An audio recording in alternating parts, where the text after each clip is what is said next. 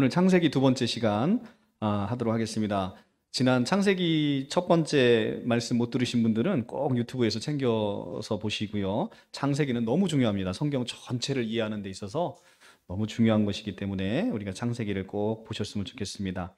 구약을 보면서 우리에게 얻어지는 유익은 신약에서는 은혜의 하나님, 사랑의 하나님만 보이잖아요. 예수 그리스도를 통해서. 그런데 구약에서는 분노하시는 하나님, 질투하시는 하나님, 응징하시는 하나님, 그리고 한탄하시는 하나님, 그리고 그럼에도 불구하고 끊임없이 우리를 사랑하시는 하나님, 이 하나님의 모든 얼굴들을 우리가 다 볼 수 있어요. 얼마나 하나님이 인격적이시고 하나님의 이 우리를 향한 사랑과 또 우리를 향해 원하시는 부분들이 너무나 적나라하게 드러나 있지요. 그래서 구약을 보게 되면 신약의 예수 그리스도의 그 분노하시고 진노하시는 하나님의 모든 진노를 자기 몸에 담아서 하나님의 모든 방향을 우리에게 사랑의 하나님 하나로 초점을 맞추게 하는 예수 그리스도의 그 십자가의 죽으심이 얼마나 위대한지를 우리가 구약을 통해서 더욱더 깊이 알게 되는 것이죠.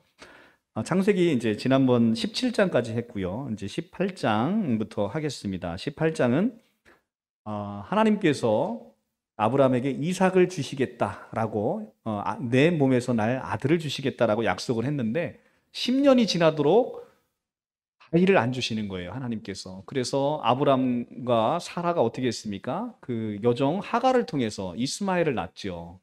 하나님의 약속을 신뢰하지 못하고 자신의 노력으로 아이를 갖고자 했던 사건입니다. 그런데 그러고 나서 하나님이 13년간 침묵하셨다가 17장에 다시 나타나셔서 아브라함을 믿음의 조상으로 다시 세워주시죠. 놀라운 하나님의 은혜가 아닐 수 없습니다. 그리고 나서 오늘 18절에 다시 한번 이제는 그 때를 더 명확하게 하십니다.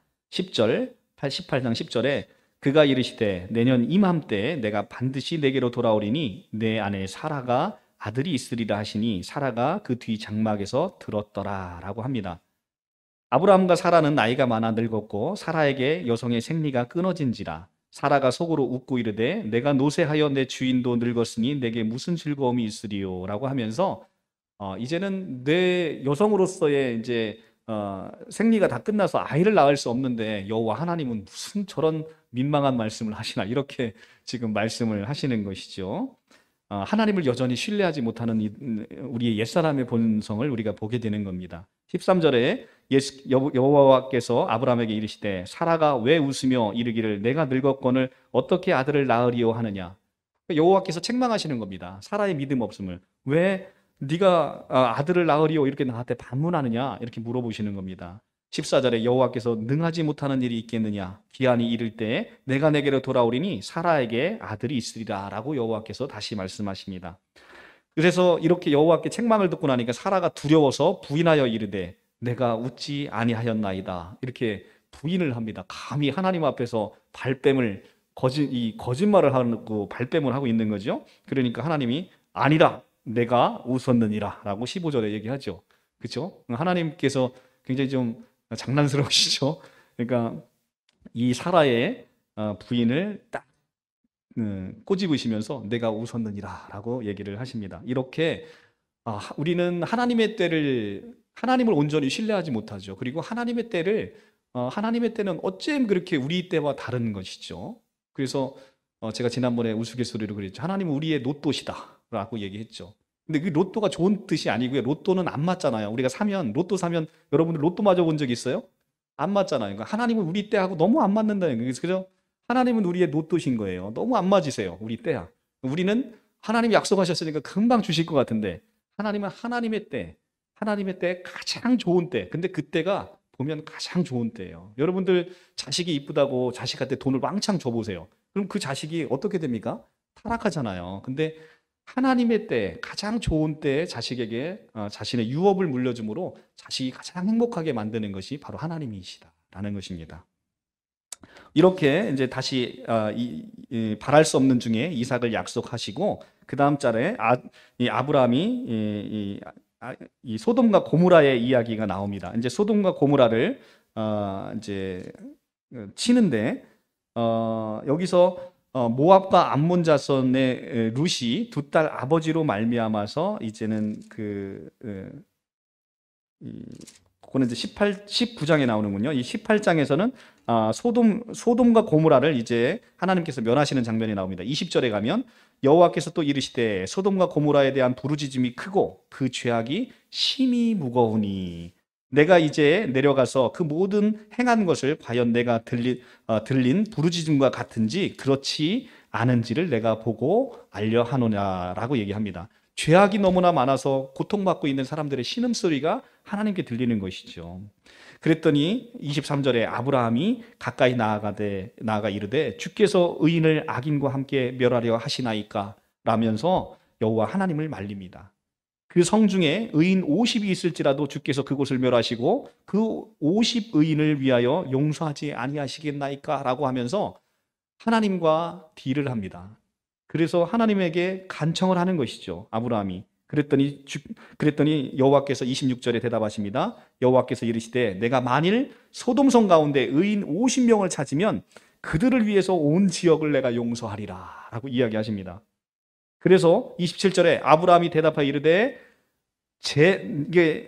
나는 티끌이나 재와 같사오나 감히 주께 한 번 더 아뢰겠나이다. 50의 의인 중에 5명이 부족하다면 그 5명 부족함으로 말미암아 45명을 찾았음에도 불구하고 그들을 멸하시겠습니까? 라고 다시 물어봅니다.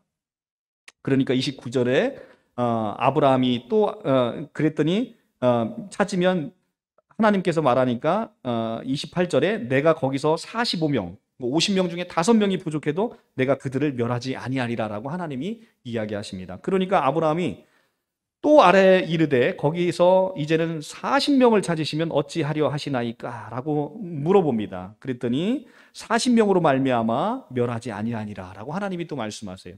그 다음에 이제 아브라함이 이제는 한 번 더 물어보면 하나님이 노하실 것 같으니까 내 주여 노하지 마시옵고 말씀하게 하옵소서 라고 하면서 하나님과의 밀당이 시작되고 있죠. 그랬더니 이번에는 30명을 찾으시면 그럼 하나님 어떻게 하실 겁니까? 라고 물어보니까 내가 거기서 30명을 찾으면 내가 멸하지 않겠다라고 하십니다. 그랬더니 아브라함이 또 이르되 내가 감히 내 주께 아뢰되 20명 찾으시면 하나님 어떻게 하시겠습니까? 또 물어봅니다.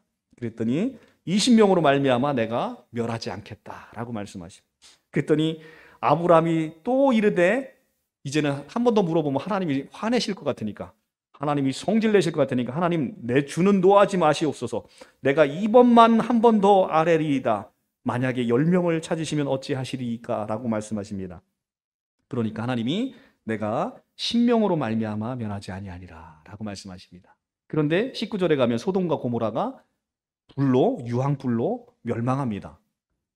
그러니까 이 소돔과 고모라의 죄악이 얼마나 큰지 알 수 있어요. 그런데 사실 우리는 소돔과 고모라가 뭐 때문에 멸망했다라고 생각해요? 그들의 죄악으로 멸망했다고 생각해요. 그런데 성경은 뭐라고 얘기합니까? 지금 의인 10명이 없어서 멸망한 거라는 거예요. 하나님께서 그 타락한 세상에서 의인 10명만 있으면 내가 멸하지 않겠다고 아브라함에게 계속 아브라함이 이게 빈정빈정거리면서 하나님하고 계속 물어보잖아요. 그런데 의인 10명만 있으면 하나님 멸하지 않겠다라고 하나님이 약속하세요. 근데 의인 10명을 찾은 거예요? 못 찾은 거예요? 못 찾았어요. 근데 오늘날도 마찬가지예요. 세상은 죄악이 가득합니다.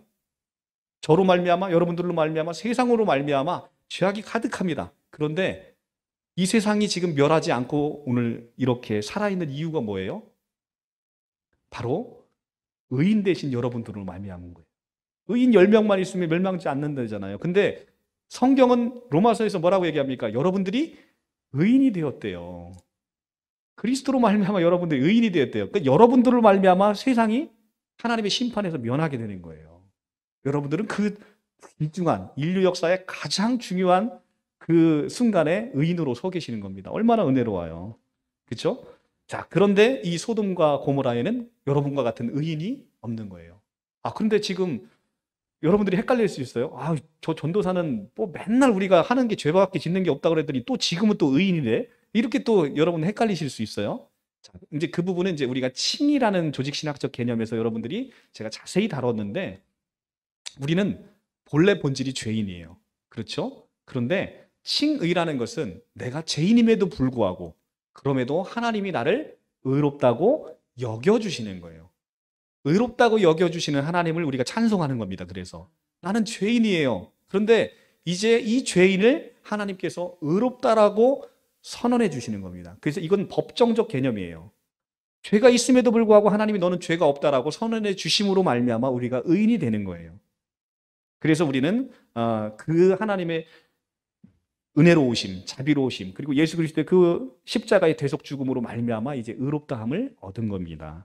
자, 그런데 이 소돔과 고모라는 그렇지 않았어요. 그래서 멸망을 당하고 있습니다. 12절에 그 사람들이 롯에게 이르되 이외에 내가 속한 자 또 있느냐? 내 사위와 자녀나 내 성 중에 속한 자는 다 성 밖으로 끌어내라. 왜 성 밖으로 끌어내랍니까? 이들은 멸망시키고 싶지 않으니까 하나님께서 롯으로 말미암아 이들을 구원하고자 하는 거예요. 그런데 여기 누가 들어가요? 롯 외에 내게 속한 자 또 있느냐? 롯에 속한 자는 다 구원하고 싶으신 거예요. 내 사위나 자녀나 내 성 중에 내 속한 자 다 성 밖으로 끌어내라. 그래서 제가 지난번에 우리 문성도님 사위분 오셨을 때 제가 복 받았다 그랬습니다. 여기 누가 들어가 있어요? 구원에? 사위가 들어가 있잖아요. 사위가 이 롯으로 말미암아 사위가 구원받는 거예요. 얼마나 위대합니까? 그런데 이 롯의 구원은 어디서 비롯됩니까? 29절에 가면 하나님이 그 지역의 성을 멸하실 때 곧 롯이 거주하는 성을 엎으실 때 하나님이 누구를 생각하사? 아브라함을 생각하사 롯을 그 엎으시는 중에서 내보내셨더라. 그러니까 롯은 누구 때문에 구원받은 거예요? 아브라함에게 하신 그 언약으로 말미암아 롯도 살고 롯에 속한 모든 자가 사는 거예요. 여러분은 아브라함의 후손입니까? 아닙니까? 아브라함의 후손인 거예요. 로마서에 우리가 갈라디아서에 명확히 나오죠. 여러분들은 아브라함의 후손이라고 그래요. 아브라함의 후손. 못 믿으실 것 같아서 제가 한번 찾아볼게요. 그럼 갈라디아서 봅시다. 갈라디아서. 자, 갈라디아서 3장 29절. 3장 29절에 한번 가서 봅시다.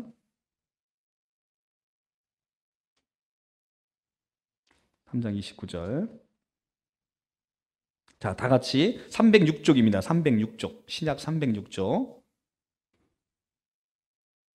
자, 찾으셨으면 다 같이 합독하겠습니다. 시작.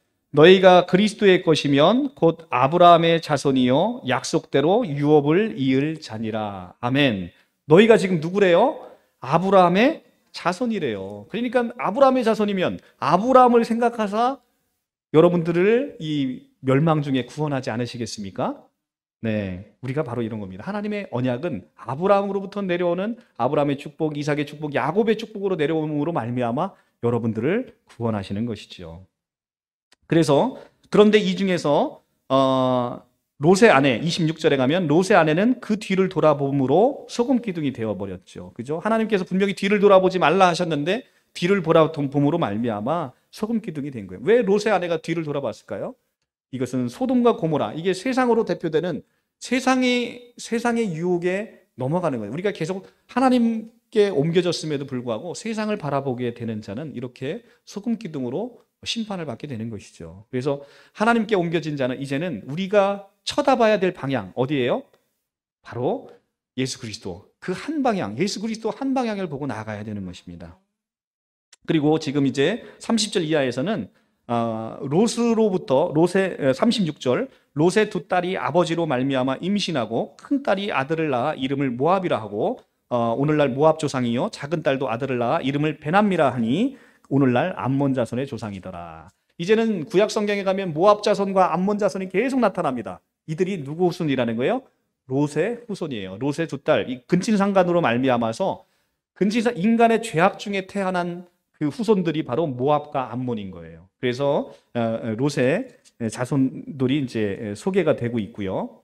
성경에는 비슷한 이름들이 많이 나오니까 사실 헷갈리죠. 롯이 있고 룻이 있어요. 룻은 룻기의 주인공이고 나오미의 며느리죠. 아주 아름다운 한떨기 장미꽃이 이 사사 시대에 피어나는 룻기는 이제 우리가 차차 볼 것인데요. 이미 우리가 강해 설교를 다 했고요. 여기서는 아브라함의 조카 롯입니다. 롯이고요. 그다음에 20장은 이제 다시 아브라함과 이제 아비멜렉 이야기가 이제 나옵니다. 이제 그랄 왕 아비멜렉에게 아브라함이 그 아내 사라를 자기 누이라고 2절에 가면 자기 누이라고 하였으므로 그랄 왕 아비멜렉이 사람을 보내어 사라를 데려갔더니, 그러니까 자기 사라가 너무 이쁘니까 사라를 데리고 자기 와이프라고 그러면 자기를 죽이고 사라를 취할 것 같으니까 겁이 나서 그랄 왕 아비멜렉에게 자기 이 사라를 누이라고 두 번, 이제 이게 첫 번째, 이미 이건 두 번째예요, 아브라함이. 그죠? 첫 번째는 우리 13장인가요? 거기서 우리가 이제 애굽에 가서 한번 사라를 자기 누이라고 했죠. 그런데 또 한 번 지금 자기 사라를, 자기 와이프를 자기 누이라고 속이는 장면이 나옵니다. 그러니까 아브라함이 계속해서 하나님의 보호하심 이런 것들을 신뢰하지 못하고 있는 모습들을 우리가 이제 보게 되는 것이죠. 이제 사실 사라 입장에서는 지금 아브라함의 뺨때기를 지금 두 번이나 아마 지금도 뺨을 맞고 계실지도 모르겠어요. 우리 조상 아브라함이. 근데 이렇게 지금 보통 사람도 사실은 잘 하지 않는 것을 이제 지금 합니다. 근데 10절, 20장 10절에 아비멜렉이 또 아브라함에게 이르되 내가 무슨 뜻으로 이렇게 나에게 거짓말을 했느냐. 아브라함이 이르되 이곳에서 하나님이 두려워하는 사람이 없으니 내 아내로 말미암아 사람들이 나를 죽일까 생각해서 내가 거짓말을 하게 됐다라고 이제 이야기를 합니다.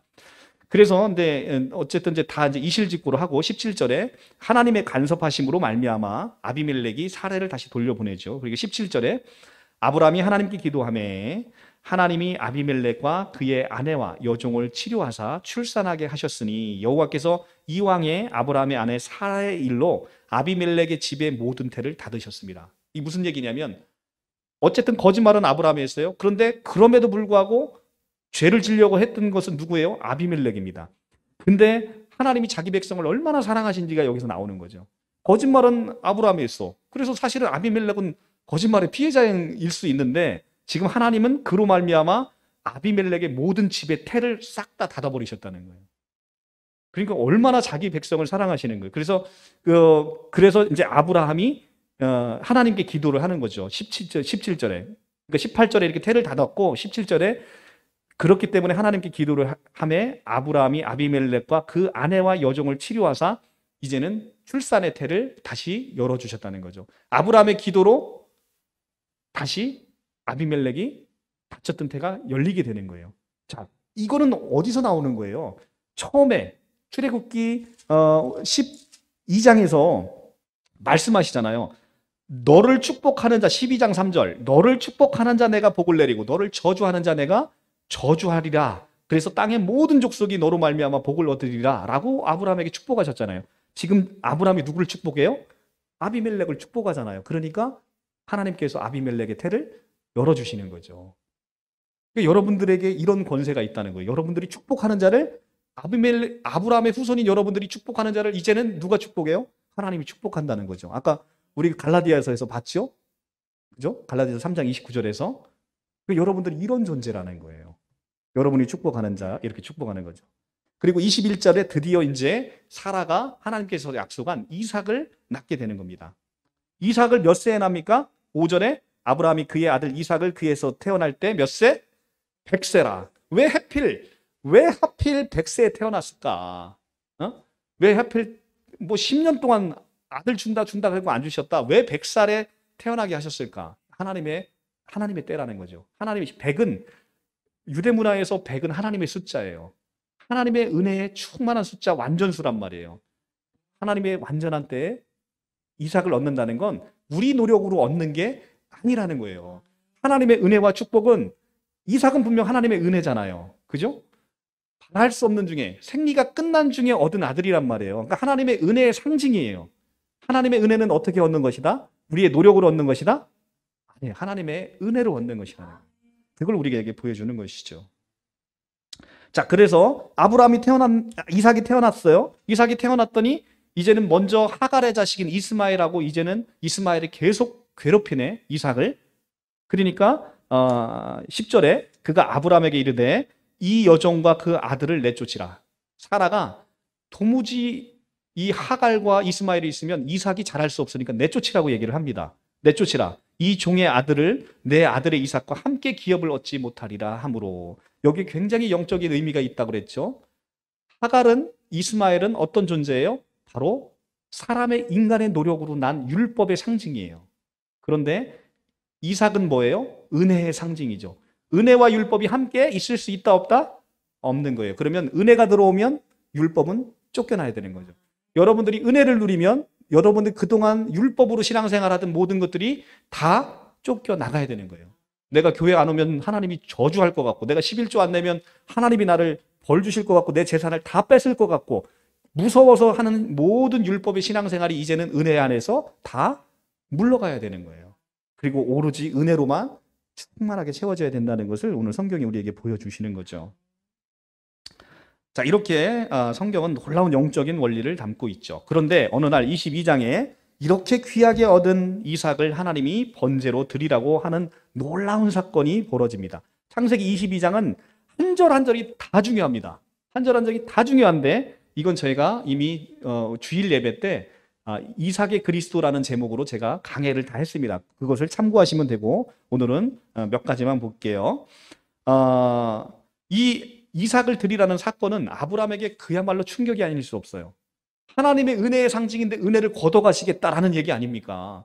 근데 하나님 예전에 뭐라고 했어요? 12장 3절에 내가 너로 말미암아 모든 민족을 축복하시겠다. 근데 그거의 핵심이 뭐예요? 내 자손으로 말미암아 축복하시겠다는 건데, 그 자손의 핵심인 이삭을 죽여버리면 이제는 하나님 약속하신 게, 하나님 나한테 약속하셨는데 이게 뭐예요? 라고 얘기할 법도 하잖아요. 그런데 22장부터 놀라운 아브라함의 순종이 나타나는 것이죠. 그 이삭을 아무 소리 하지 않고 모리아산에 번제로 드려집니다. 그런데 이 모리아산에 번제로 드려질 때 아브라함은 확신했습니다.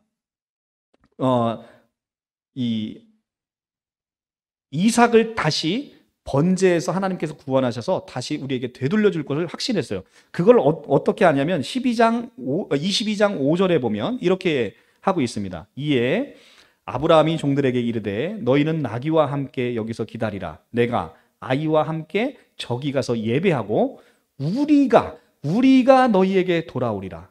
여기서 우리는 누구예요? 아브라함과 이삭이잖아요. 그러니까 이삭을 하나님께서 죽이지 않을 것이라는 확신이 있었던 거예요. 우리가 돌아오리라. 그러니까 이 단어 하나하나에 있는 그 깊은 메시지, 영적인 메시지들 여러분들이 꼭 챙겨서 보셔야 성경은 은혜를 받습니다. 그렇지 않으시면 성경을 그냥 이렇게 보시면 은혜가 별로 없지요. 자, 그래서 한 절 한 절이 다 중요한 것인데, 여기 보면 이삭이 아브라함을 드린 산이 무슨 산이에요? 모리아산. 이 모리아산은 성전산이라고 하는데, 지금 오늘날 이슬람과 유대교와 기독교의 성지, 이 이슬람, 유대교, 기독교, 이 모리아산을 가지고 지금도 이 아랍에서 엄청 싸우잖아요. 이 종교 분쟁의 원인이 이 바로 모리아산이에요. 지금 이 모리아산은 여기에 이슬람 사원의 황금동, 우리가 사진에 보면 이슬람 사원의 황금동이 크게 있는 게 있잖아요. 거기가 바로 모리아산이에요. 그러니까 지금은 이슬람의 구역으로 들어가 있는 곳이죠. 이곳이 모든 종교 분쟁의 원인이 되는 아주 중요한 성지가 되어 있는 곳이죠. 자, 그리고서 이제 순종을 하고 나니까 17절부터 다시 순종한 아브라함에게 하나님이 또 약속을 하십니다. 성경은 약속에 관한 책이에요. 약속을 챙겨보지 않으시면 여러분들이 성경을 못 보는 거예요. 17절, 내가 여호와가 내게 아브라함에게 큰 복을 주고 아브라함의 씨가 크게 번성하여 하늘의 별과 같고 바다의 모래와 같게 하리니 내 씨가 그 대적의 성문을 차지하리라. 그러니까 아브라함의 후손이 이제 대적의 성문을 차지하리라 라고 축복해 줍니다. 그리고 18절에 내 씨로 말미암아 천하 만민의 복을 받으리라. 아멘. 이 내 씨로 말미암아 천하 만민이 복을 얻는데, 이 내 씨의 본체가 누구였었어요? 자, 아브라함의 씨가 이삭이었고, 이삭의 씨가 야곱이었고, 야곱의 씨가 요셉으로 계속 이어지고 가는데, 이 궁극적인 씨는 나중에 보니까 다윗 왕인 줄 알았더니 다윗 왕도 아니야. 나중에 보니까 또 다윗 왕의 아들인 솔로몬인 줄 알았더니 솔로몬도 아니야. 결국에 이 내 씨는 누구였냐면 유다의 후손으로 온 예수 그리스도를 얘기하고 있는 거죠. 그러니까 이 예수 그리스도로 말미암아 천하 만민이 복을 얻는 일이 오늘날 지금 벌어지고 있잖아요. 예수 그리스도로 말미암아 이렇게 구원받는 백성들이 점점 늘어나잖아요. 네, 그러니까 여러분들이 한 명 한 명 구원받을 때마다 하늘에서는 잔치가 열리고 있다라고 지금 성경은 이야기하고 있습니다. 자, 23절에 아브라함이 사라가 127세를 살고 이제는 죽게 됩니다. 그래서 아브라함이 은 400세겔을 주고 이 막벨라 굴을 삽니다. 막벨라 굴을 15절에 가면 막벨라 굴을 사라를 위해서 삽니다. 자, 그리고 이 사례를 이 마불의 17절, 마불의 앞 막벨라에 있는 에브론의 밭, 곧 그 밭, 거기에 속한 굴과 그 밭과 그 주위에 둘린 모든 나무가 성문에 들어온 모든 해쪽 속에 보는 데서 아브라함의 소유로 확정된지라. 이걸 산 거죠. 그리고 그 후에 아브라함이 그 안에 사라를 가나안 땅 마불의 앞 막벨라 밭 굴에서 장사하더라. 마불에는 곧 헤브론이라 라고 얘기합니다. 헤브론의 뜻이 뭡니까? 헤브론은 교통이란 뜻이에요. 교통. 그러니까 막 사레와 여기는 사라가 묻힙니다. 제일 먼저. 그 다음에 누가 묻혀요? 아브라함이 묻혀요. 그리고 이삭이 묻히고 리브가가 묻히고 야곱이 묻혀요. 이 믿음의 족장의 가문들이 다 이 막벨라 굴에 묻힙니다. 무엇을 뜻합니까? 바로 하나님, 이스라엘의 마지막은 본향인 하나님과의 아름다운 동행을 꿈꾸고 살아가는 삶이었다는 거죠. 그것이 바로 막벨라 마불에 있는 헤브론의 의미인 것이죠. 우리 인생은 하나님과 동행하지 않는 삶은 아무 의미가 없는 거예요. 우리 인생은 처음부터 끝까지 하나님과 동행하는 것입니다. 아브라함이 갈대아 우르에서 불러질 때 몇 세였습니까? 75세. 12장 4절에 나오죠. 75세에 부름을 받아요. 근데 25장 7절에 가면 아브라함이 죽는데 아브라함이 몇 세에 죽어요?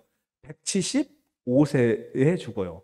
75세에 부름을 받아서 175세에 죽어요. 그러니까 부름 받고 나서 100년을 하나님과 동행하는 거예요. 이 100년을 동행한다는 건 하나님과 온전히 동행하는 삶을 살았다는 것이죠. 그러니까 여러분들은 하나님이 지금 없이 여러분 혼자 사는 것 같잖아요. 그게 아니라는 거예요.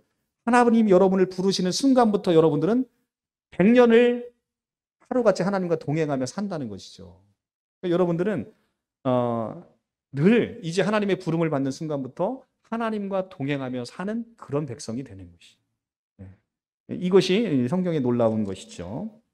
25장 7절에 보면 아브라함이 향년 175세라라고 얘기를 합니다. 그러니까 175세에 죽은 것이죠. 이게 창세기 12장 4절에는 75세의 부름을 받고요. 간사님 저쪽에 우리 문을 좀 활짝 열어주실까요? 네, 네. 문을 확 열어주셔서 시원하게. 자, 그래서 아브라함은 이렇게 100년을 하나님께 부르심 이후에 100년을 살게 되고요. 24장에는 이삭이 이제 리브가 아내를 삼는 장면이 나와요. 아브라함이 자기의 신실한 종을 고향으로 보내서 이삭의 그 부인인 리브가를 이제 구해 와서 이삭을 결혼시키죠. 이삭이 결혼한 때는 40세입니다. 25장 20절에 나오죠. 40살에 이삭이 비교적 늦은 나이에 결혼을 해요. 그런데 이 리브가를 자기의 그 고향 바단 아람의 그 아람 족속의 그 부두엘의 딸이요 아람 족속 중에 라반의 누이였던 바로 리브가를 택해서 결혼을 시키게 됩니다. 그리고 이제 25장 7절에 아브라함이 이제 175세에 죽게 되고 그의 나이가 높고 늙어서 기운이 다하여 이제 열조로 돌아간다라는 이야기를 하고 막벨라 굴에 장사하였느니 9절에 보면 그렇게 되어 있죠. 사라가 죽은 그곳에 함께 묻히는 거예요. 이 막벨라 굴에서 이제는 헤브론에 있는 막벨라 굴에서 죽음으로 말미암아 거기서 하나님과 영원한 교통으로 이제는 들어가게 되는 것이죠. 이렇게 믿음의 조상 아브라함도 이제 하나님께서 주신 수명을 다해서 천수를 누리고 하나님 곁으로 갑니다. 이것을 통해서 우리는 이제 우리 인간의 이 유한성을 보는 것이죠. 모든 인간, 세상에서 부귀영화 다 누리고 살아가는 인간도 이제는 마지막에는 이렇게 벌거벗고 하나님 앞에 가는 인생을 산다는 것이죠. 그러니까 인생은 덧없는 거예요. 이 앞에 꽃이 얼마나 아름답습니까? 오늘도 이 꽃을 보고 감탄하신 분들이 있으시던데 아름답잖아요.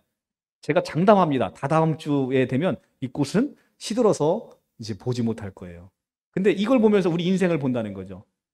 우리 인생 지금 전보다 더 너무 아름다운 인생을 사는 것 같아요. 그런데 우리 인생은 이 꽃이 시든과 같이 이제는 우리 인생도 시들어서 하나님 품에 하나님의 그 열조에게 돌아가게 되는 것이죠. 우리 본향에. 그때 너무나 두렵고 떨리지 않겠습니까? 우리에게 구원이 없다면, 우리에게 영원한 생명이 없다면 얼마나 두렵고 떨리겠습니까? 그죠? 그런데 우리에게는 죽음이라는 것은 이제는 하나님께 들어가는 과정에 지나지 않죠. 그러니까 이 죽음이 믿는 우리에게는 설레임으로 우리가 그 죽음을 맞이할 수 있게 되는 거예요. 이 기독교인들의 위대함이라는 게 바로 이겁니다. 그 죽음 앞에서의 평안함, 이 평안함을 우리가 소유하시기를 간절히 다 축원합니다. 네, 이렇게 해서 이제 리브가와 결혼을 한 이삭이 이제는 두 아들 에서와 야곱을 낳습니다. 20절, 이삭은 40세 리브가를 맞이하여 아내로 삼으니 리브가는 바단 아람의 라반의 누이였더라라고 얘기하고 25절에 이제 두 아들 에서와 야곱을 낳습니다. 그 다음에 25절에 먼저 나온 자는 붉고 전신이 털옷 같아서 이름을 에서라 하고 후에 나온 아우는 손에서 에서의 발꿈치를 잡았다 하므로 이름을 야곱이라 하였으므로 리브가는 그들을 낳을 때 이삭이 60세였더라 라고 얘기를 합니다. 28절에 이삭은 에서가 사냥한 고기를 좋아하므로 그를 사랑하고 리브가는 야곱을 사랑하였더라 랍니다. 그래서 장자는 누굽니까? 에서예요. 이삭에게 있어서의 두 아들 에서와 야곱 중 장자는 에서입니다. 그런데 에서는 자기의 이 장자, 유대 문화 중에 장자는 상속을 2배로 받아요. 그리고 장자권이 목숨과도 같은 거예요. 그런데 지금 이 야곱은 팥죽 한 그릇에 이 장자권을 팔아버려요.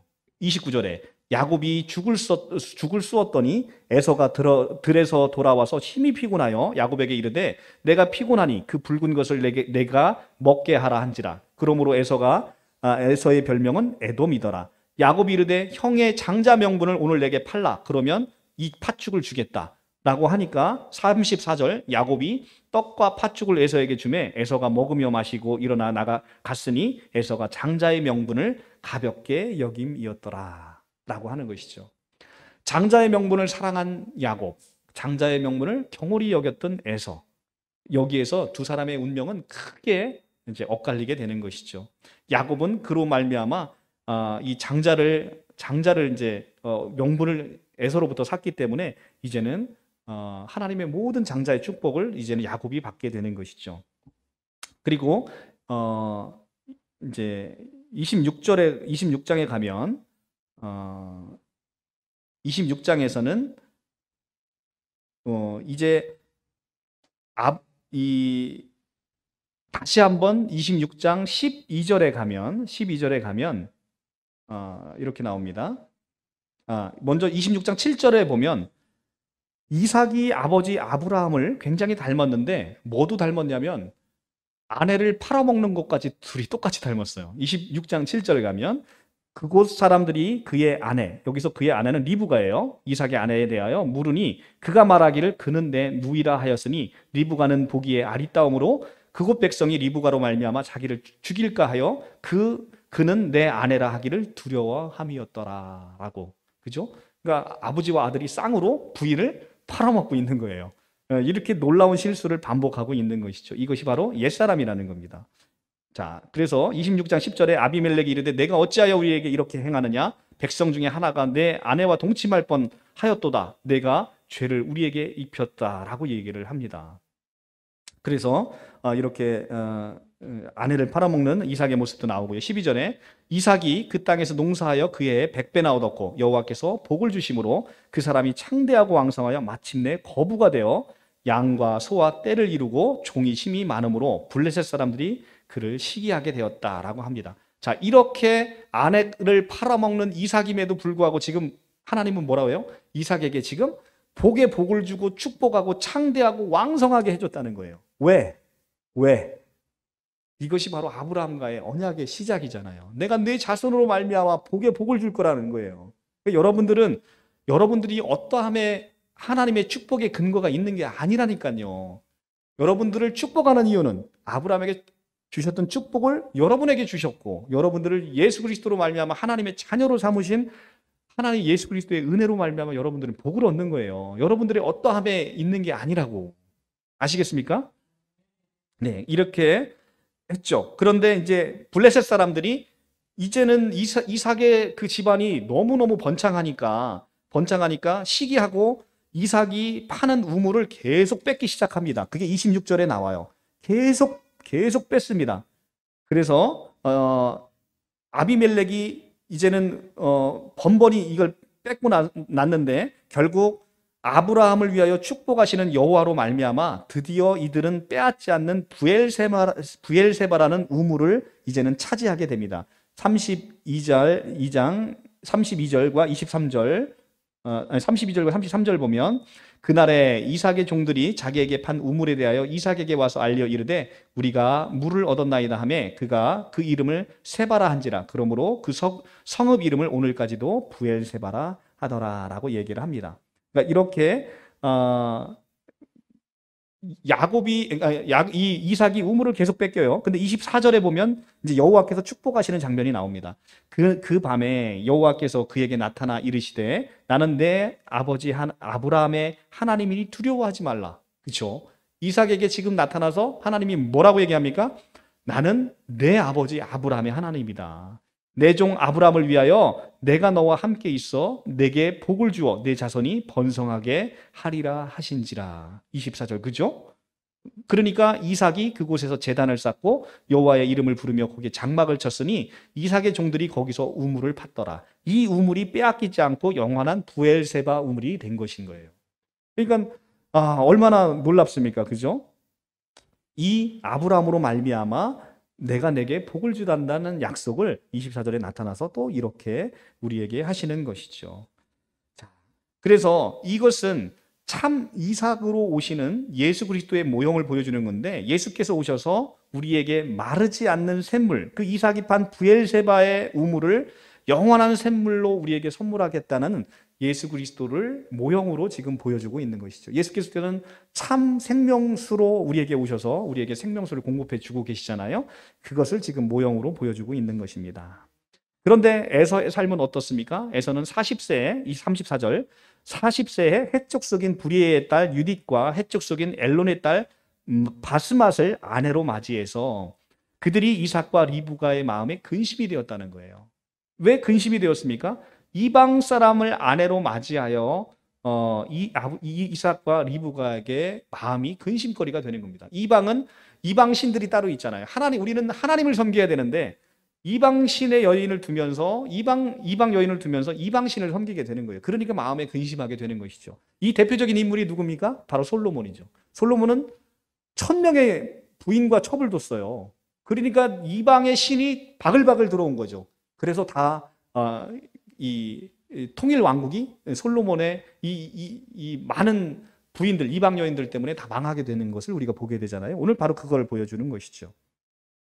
그리고 27절에 이제는 이삭이 이제 야곱을 축복하는데 야곱을 축복했던 건 첫째, 장자권의 명분을 에서는 팔아버렸어요. 그죠? 근데 그걸 이삭이 샀어요. 그런데 이 27장은 참으로 놀라운 장면이죠. 야곱이 형을 속이고 이삭의 축복을 가로채버려요.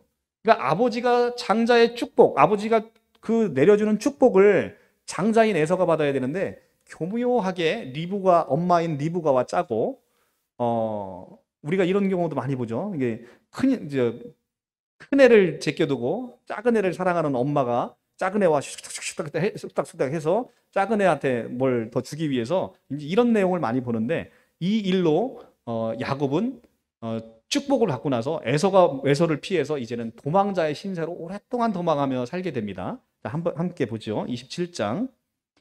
이삭이 나이가 많아 눈이 어두워 잘 보이지 못하더니 맏아들 에서를 불러 이르되 내 아들아 하매 그가 이르되 내가 여기 있나이다 하니 이삭이 이르되 내가 이제 늙어 어느 날 죽을지 못할지니 4절에 내가 즐기는 별미를 만들어 내게로 가져와서 먹게 하고 내가 죽기 전에 내가 마음껏 너를 축복하게 하라. 이삭이 그의 아들 에서에게 말할 때 리브가가 몰래 엿들은 거예요. 들었더니 에서가 사냥하여 오려고 들로 나가매 리브가가 그의 아들 야곱에게 말하여 이르되 내 아버지가 내 형 에서에게 말씀하되 내가 들었더니 나를 위하여 사냥하여 가져다가 별미를 만들어 내가 먹게 하고 죽기 전에 여호와 앞에서 내게 축복하게 하라 하였으니 그런즉 내 아들아 야곱아 내 말을 따라 내가 내게 명하는 대로 염소떼에 가서 좋은 염소 새끼 2마리를 내게로 가져오면 내가 그것을 내 아버지를 위하여 내가 그가 즐겨 마시는 별미를 만들어서 내가 그것을 내 아버지께 가져다 드려서 그가 죽기 전에 너 에서가 아닌 야곱 너를 축복하기 위하여 잡수게 하라라고 야곱에게 염소 한 마리를 가져오라고 합니다. 그러면 그 요리를 누가 해주겠다는 거예요? 엄마 리브가가 해주겠다는 거예요. 그래서 아버지를 잡숫게 하고 네가 축복을 받아라 라고 하는 거죠. 여기에 놀라운 하나님의 영적인 원리가 들어있는 거예요. 그러니까 우리는 정말로 속이는 자 야곱입니다. 정말로 세상 가운데 무익한 존재예요. 이런 무익한 존재에게 누가 있어요? 리브가 같은 예수 그리스도가 있는 거예요. 우리는 염소 한 마리를 가져가면 그 요리를 누가 합니까?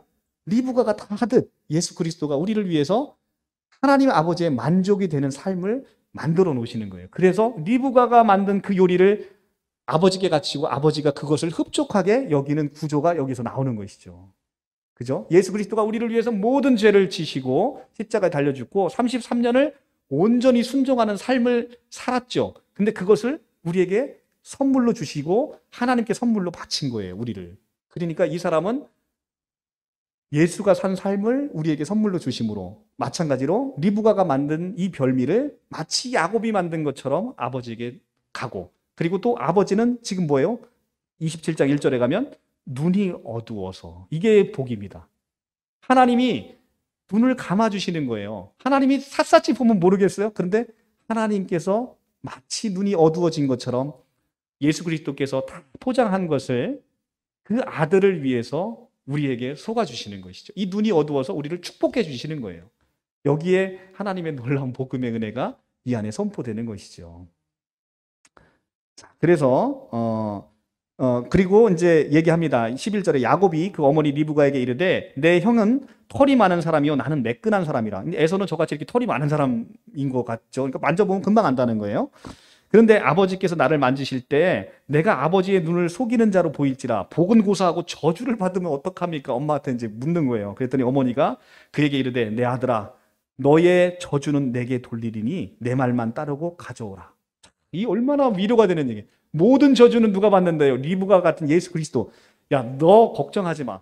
모든 저주는 내가 받을 거고 너는 축복만 받을 거야 라는 것이 이 안에서 그려지고 있죠. 여러분들 여기서 복음이 보이십니까? 자, 13절에 어머니가 그에게 이르되 내 아들아 너의 저주는 내게로 돌리리니. 예수 그리스도의 십자가에서의 그 마음이 읽혀지지 않습니까? 모든 저주는 예수가 받는 거예요. 그리고 모든 축복은 야곱 같은 우리가 받는 거죠. 이것이 바로 영적인 원리인 거죠. 이렇게 해서 이제 축복을 야곱이 가로챕니다. 가로채고 나서 들키죠. 이제 야곱이 이제 모든 축복을 받습니다.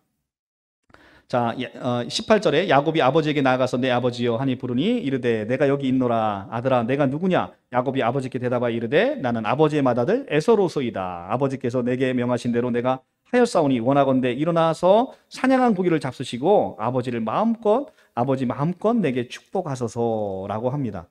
그래서 자, 22절 야곱이 그의 아버지 이삭에게 가까이 가니 이삭이 만지며 이르되 음성은 야곱의 음성이나 손은 에서의 손이다 하며 그의 손이 형 에서의 손과 같이 털이 있으므로 분별하지 못하는. 이 털도 누가 만들어줬어요? 엄마가 다 해서 만들어준 거잖아요. 그러니까요. 그러니까 그 앞절에 보시면 읽어보면 자세히 나옵니다. 그리고 27절부터 이제 축복합니다. 내 아들의 향취는 여호와께서 복 주신 말의 향취로다. 하나님은 하늘의 이슬과 땅의 기름짐이며 풍성한 곡식과 포도주를 내게 주시기를 원하노라. 만민이 너를 섬기고 열국이 내게 굴복하리니 내가 형제들의 주가 되고 내 어머니의 아들들이 내게 굴복하며 너를 저주하는 자는 저주를 받고 너를 축복하는 자는 복을 받기를 원하노라 라고 하며 축복을 해줍니다. 이삭이 야곱에게 축복을 마침에 야곱이 그의 아버지 이삭 앞에 나가자 곧 형 에서가 이제 사냥해서 돌아옵니다. 이제 큰일 났습니다. 이제 발각이 된 거예요. 그래서 그가 별미를 만들어 아버지께 가지고 갔는데 아버지는 이미 잡수셨잖아요. 32절에 그의 아버지 이삭이 그에게 이르되 너는 누구냐? 그가 대답하되 나는 아버지의 아들 에서로소이다. 33절에 이삭이 심히 크게 떨며 이르되 이제는 이제 뽀록이 난 거죠. 이삭이 크게 떨며 이르되 그러면 사냥한 고기를 내게 가져온 자가 누구냐? 내가 오기 전에 내가 다 먹고 그를 위하여 이미 축복을 하였는즉 그가 반드시 복을 받을 것이다 이야기합니다. 자, 우리 같으면 어때요? 누군가가 이 자식의 축복을 빼앗아 갔는지 알면 노해야 되잖아. 근데 지금 이삭이 어떻게 합니까? 내가 다 먹고 그를 위하여 축복하였은즉 그가 반드시 복을 받을 것이다. 하나님의 축복은 취소할 수 없는 거예요. 예수 그리스도로 말미암아 여러분들을 축복한 하나님의 축복은 이제는 에서가 나타나도 이제는 그거 축복을 거둬들일 수 없는 거예요. 여기에 여러분들이 복음의 은혜가 있는 거예요. 내가 반드시 복을 받을 것이다 라고 하는 거. 너무나 놀랍지 않습니까? 이 복을 가로챈 이 이삭에게 나오는 하나님의 축복, 이 놀라운 것, 이게 로마서 8장 1절에서 2절의 말씀하고 연결이 되는 거죠. 누구든지 그리스도 예수 안에 있는 자에게는 결코 정죄함이 없나니 생명의 성령의 법이 죄와 사망의 법에서 너희를 해방하였습니다. 선포하고 딱 끝나버린 거예요. 예수 그리스도 안에 있는 자에게는 예수 그리스도 안에 딱 왔는데 얘가 에서가 아니고 야곱이네? 그래도 이제는 취소가 안 되는 거예요. 반드시 축복해야 되는 것이죠. 그리스도 안에 있기 때문에. 그것이 놀라운 우리 복음의 선포인 것이죠. 자, 재밌지 않습니까? 네, 이게 이렇게 이 구약 성경을 자세히 뜯어보면 너무너무 재밌어요. 오늘 이거 50장까지 나가야 되는데 이거 택도 없네요. 진짜 택도 없네요. 그렇다고 이거 막 건너뛰기도 어렵고 참 깝깝합니다. 이 창세기는 진짜. 네. 35절. 자, 이삭이 이르되 내 아우가 와서 속여 내 복을 빼앗았도다. 자, 에서가 이르되 그의 이름을 야곱이라 함이 합당하지 아니하니까 그가 나를 속임이 이것이 두 번째니이다. 한 번은 이제 그 장자 명분을 뺏은 것 얘기하는 거죠. 37절에 이삭이 에서에게 대답하여 이르되 내가 그를 너의 주로 세우고 모든 형제를 내가 그에게 종으로 주었으며 곡식과 포도주를 그에게 주었으니 내 아들아 내게 무엇을 할 수 있으랴. 바로 이겁니다. 이미 축복을 했는데 내가 너한테 무엇을 할 수 있으랴. 이제는 우리는 하나님의 축복받은 야곱으로서 존재하기 때문에 하나님께서 우리에게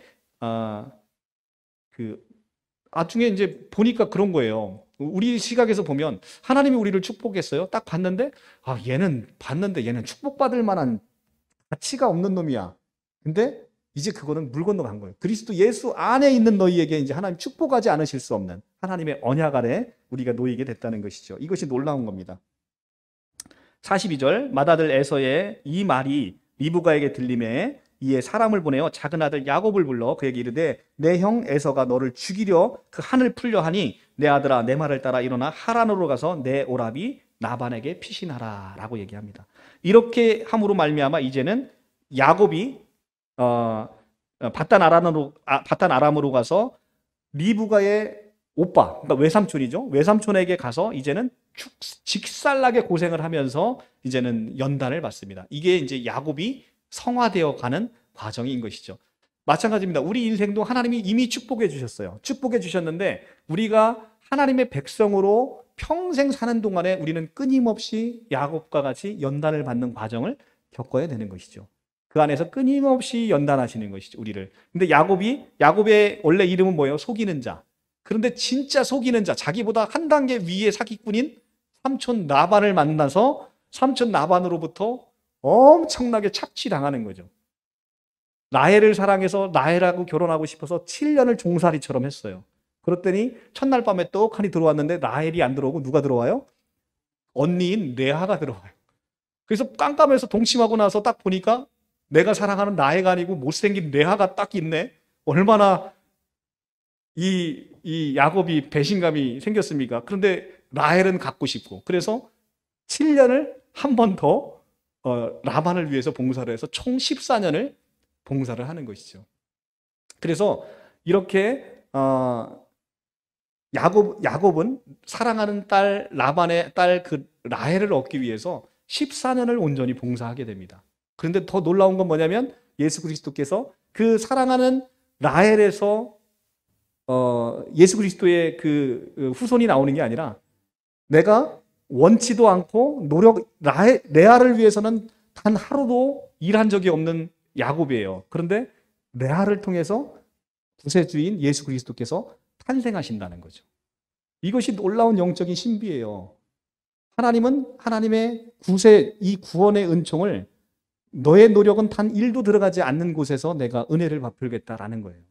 우리가 온전히 14년을 수고해서 얻는 라헬에게서는 구원의 역사가 일어나는 게 아니라 이 레아를 통해서 구원의 역사를 일어나게 하는 하나님의 놀라움이 여기서 나타난다는 것이죠. 재밌지 않습니까? 네. 자, 그래서 오늘 이제 이삭이 오늘도 이게 창세기는 3번을 끊어야 되겠네요. 참 어쩔 수가 없습니다. 여러분들 제가 약속을 못 지켜서. 근데 창세기는 할 게 너무 많아요. 진짜 너무 많습니다. 자, 오늘 28장까지만 하고 마치겠습니다. 이삭이 야곱을 불러 그에게 축복하고 또 당부하여 이르되 너는 가나안 사람 딸들 중에서 아내를 맞이하지 말고 일어나서 밧단 아람에 가서 내 외조부 부드네엘의 집에 이르러 가서 내 외삼촌 라반의 딸 중에서 아내를 맞이하라라고 합니다. 그래서 이제 얻은 딸이 라헬과 레아와 라헬이죠. 그래서 가는데 이제 분이 이제 10절에 가면 야곱이 부엘세바로 떠나 하란으로 향하여 가다니 이제 하란으로 가는 도중에 그곳에서 이제 잠을 자게 됩니다. 한 곳에 이르러 해가 진지라 거기서 유숙하여 그곳에서 한 돌을 가져다가 베개로 삼고 거기에 누워 잤는데 꿈에서 본즉 사닥다리가 땅 위에 있는데 그 꼭대기가 하늘에 닿았고 또 본즉 하나님의 사자들이 그 위에 오르락내리락 하는 것을 보게 되는 것입니다. 그래서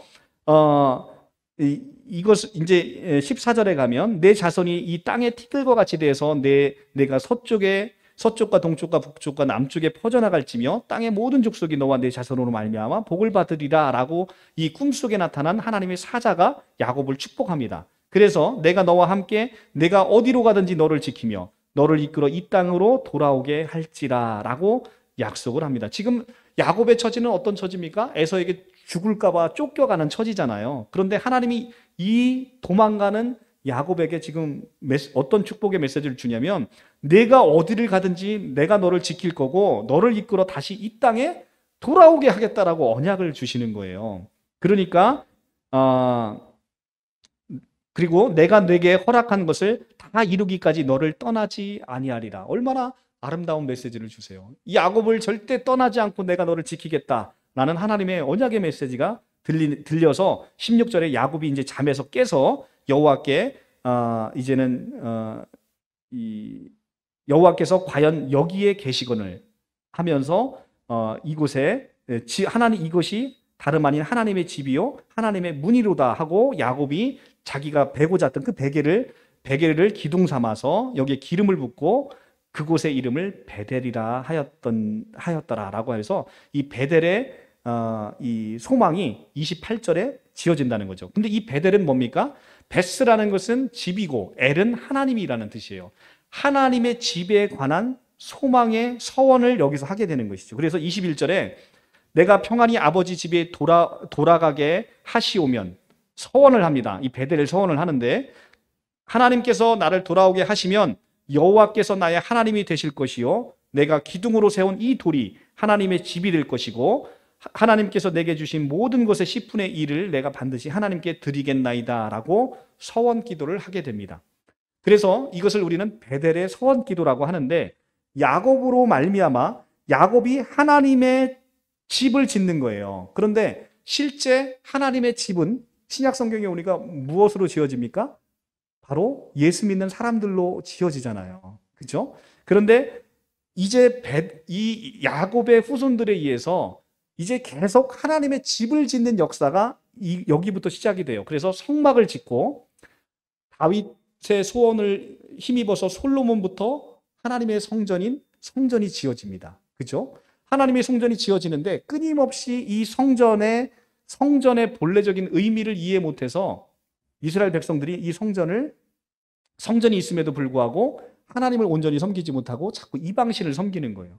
그러니까 하나님이 이 성전을 무너뜨리시는 거예요. 무너뜨리고 또 재건하고 무너뜨리고 또 재건하고 이 역사가 일어나는데 마지막에는 무너지지 않는 하나님의 베델, 그것이 바로 무엇이다? 바로 교회다라고 신약 성경은 우리에게 알려주고 있는 것이죠. 자, 28장 12절이 되게 중요한 절인데 꿈에서 본즉 사닥다리가 땅에 서 있는데 그 꼭대기가 하늘에 닿아 있대요. 자, 하늘과 땅이 인간의 죄로 말미암아 분리되어 있잖아요. 아담이 선악과를 먹음으로 에덴 동산에서 내쫓겼잖아요. 이제는 땅과 하늘이 분리되어 있는 거예요. 그런데 지금 사닥다리가 땅 위에 서 있는데 그게 어디에 닿아 있대요? 하늘에 닿아 있는 거예요. 그러니까 이제는 하늘과 땅이 아담의 범죄로 말미암아 타락해서 분리되어 있는데 여기에 사닥다리가 서 있는 거예요. 그러니까 하나님의 사자들이 여기를 오르락내리락 하는 거예요. 오르락내리락 한다는 건 하늘에 있는 모든 축복이 어디로 내려오는 거예요? 사닥다리를 타고 땅의 축복이 내려오게 되는 거예요. 그런데 이 사닥다리의 실체가 바로 요한복음 1장 51절에 이제 우리에게 딱 등장하는 거죠. 요한복음 1장 51절을 한번 볼까요? 1장 51절에 144쪽입니다. 오늘의 마지막 성경 구절 144쪽. 빌립과 나다니엘에 관한 이야기인데 이 나다니엘에게 예수께서 말씀하시는 장면이죠. 49절부터 제가 볼게요. 144쪽. 나다니엘이 대답하여 이르되 랍비여 당신은 하나님의 아들이요 당신은 이스라엘의 임금이로소이다. 예수께서 대답하여 이르시되 내가 너를 무화과 나무 아래서 보았다 함으로 믿느냐? 이보다 더 큰 일을 보리라. 또 이르되 진실로 진실로 너에게 이르노니 하늘이 열리고 하나님의 사자들이 인자 위에 오르락 내리락 하는 것을 보리라 하시니라. 자, 지금 창세기 20장 12절이었나요? 그 말씀하고 지금 말씀이 동일하죠. 그죠? 28장 12절의 말씀과 보면 하나님의 사자가 오르락 내리락 하는 모습이 동일하게 보이잖아요. 그런데 구약에는 무엇으로 오르락 내리락 합니까? 사닥다리. 근데 여기 지금 신약에서는 사닥다리가 있어요? 없어요? 없어요. 그거 대신 뭐가 있습니까? 인자 위에. 인자가 누구예요? 예수 그리스도. 그러니까 하늘과 땅을 연결하는 참 사닥다리가 누구라는 거예요? 인자이신 예수 그리스도라는 거예요. 그분이 하늘과 땅을 연결해서 하늘의 모든 축복을 이 땅 가운데 쏟아 부어주시는 참 메시아라는 것이죠. 그래서 이 사닥다리, 하늘과 땅을 연결하는 참 사닥다리이신 예수 그리스도를 우리가 송축하는 것이죠. 이렇게 성경은 구약과 신약을 넘나들면서 완벽하게 예언과 성취의 대칭 구조로 딱 이루어지게 되는 것이죠. 얼마나 재밌습니까? 오늘 뭐 창세기 50장까지 가려고 했는데 뭐 어린 반푼어치도 없는 것입니다. 근데 다음번에는 무조건 끝내도록 하겠습니다. 다음번에는 창세기를 무조건 끝내도록 하겠습니다. 그래도 이렇게 성경을 조금 자세히 보시니까 좀 이해하시는 데 도움이 되시죠? 예, 29장부터 해서 은혜를 누리도록 하겠습니다. 오늘 우리 성경을 통해서 우리는 아브라함의 그 언약과 이삭의 언약과 지금 이 야곱의 리브가로 말미암은 리브가 예수 그리스도를 다 상징하고 있는 것이죠. 다 모든 저주는 본인이 받고 모든 요리 본인이 다 해서 아버지에게 바치는데 그 공을 다 자기 자식인 야곱에게 쏟아부어 주는 바로 예수 그리스도의 그 사랑이 오늘 그대로 보이는 것이죠. 그래서 지금 이제 우리 그 축복을 받은 야곱은 하나님의 친정한 아들이 되기 위해서 이제는 연단받는 과정으로 이제는 삼촌 라반의 집에 가는 도중에 지금 베델의 이상을 보는 것이죠.